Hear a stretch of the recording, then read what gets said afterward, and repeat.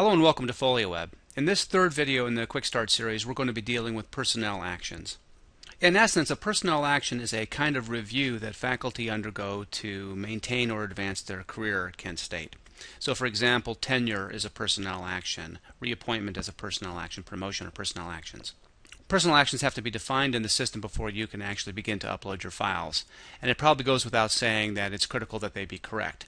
If you, for example, are a candidate for tenure and yet your personnel action has you down for reappointment, your files will not be reviewed correctly down the line. So it's very important to enter the right personnel action, either yourself or having a staff member do that for you. So personnel actions can be created by you as the candidate or by chair, director, campus dean, independent college dean, or their designees in the office. Personnel actions are defined every year and are only valid for 1 year. There's just a small exception to this rule currently. In general, tenure is a 1-year process. Reappointment occurs 5 times, but each one is a 1-year process. A faculty professional improvement leave, you can apply for sabbatical every 7 years, but each one is unique. So over a period of time, as your career advances at Kent State, you'll be adding personnel actions, certainly during the probationary period, but then beyond. So non-tenure track faculty have reviews every 3 years and have voluntary promotions in 3-year cycles as well. So you'll be adding the personnel actions over time as your career advances. You'll have more and more of these. But each one has to be defined correctly for your files to be uploaded. So for example, if you are a 3rd-year reappointment candidate, that's just a reappointment personnel action.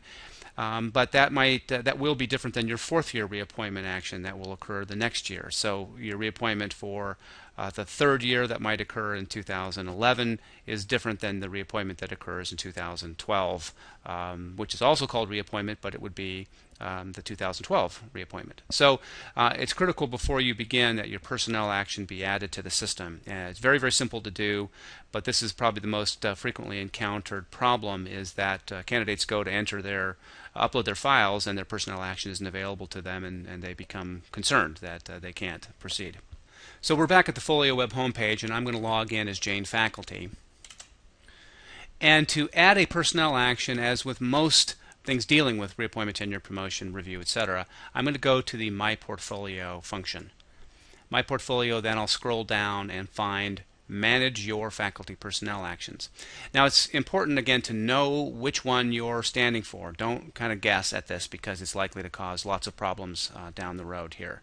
And kind of one other little subtlety here, it's easy to add these, but it's not possible to delete them, and probably you can see why. You don't want to accidentally years later delete a reappointment file that needs to be reviewed as part of your tenure. So only the system administrators can delete personnel action. So again, you want to be a little careful and know what you're doing before you jump in here and proceed accidentally. Now the staff can do this for you. If you have questions, see your administrative assistant. He or she will probably know more about what you need to do often than you do, but this needs to be done. There are deadlines, and your school director, department, or campus dean or their designee can help you if you have any questions about how this actually works. But it's fairly straightforward in terms of the skill involved. So we'll click on it.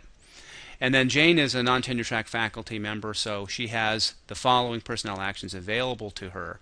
Some of these would not make sense to her because they would be out of sequence. So for example, she's currently a candidate for simplified performance review, her 3rd-year review. She's been around for at least 9 years, so she's in that cycle. But she is currently, in our fictitious example here, a lecturer. So she can't jump from being a lecturer to being a professor. She has to go through the stages. And you'll find that if you're a tenure track faculty member, you can't jump from assistant professor to full professor, that kind of thing. So you'll, of course, will know that stuff as you set here.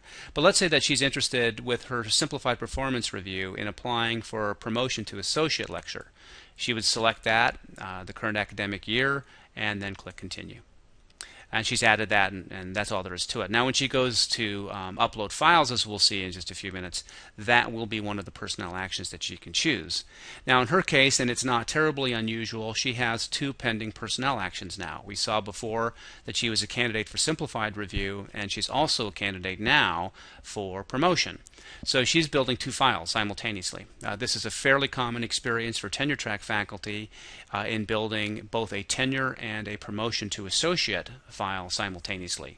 And it's actually not crazy to think about applying, for example, for associate professor and for a faculty professional improvement leave at the same time. So it's not uncommon. It's not always the case, but it's not uncommon that you might be actually working on 2 files simultaneously. And the process, as you'll see, is fairly simple. If you're in that situation, the chances are very good that the materials that you're uploading will count both places.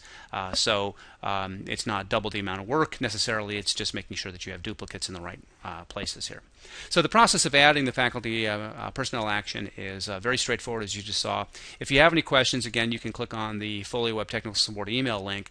But a good source of information on your eligibility and requirements is going to be your department chair, school director, or campus dean, or independent college dean, or their designee, which really means your administrative staff member.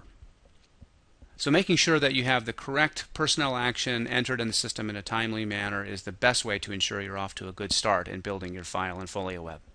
The next video in the series will deal with the kinds of files that you will typically upload as part of a personnel action in FolioWeb.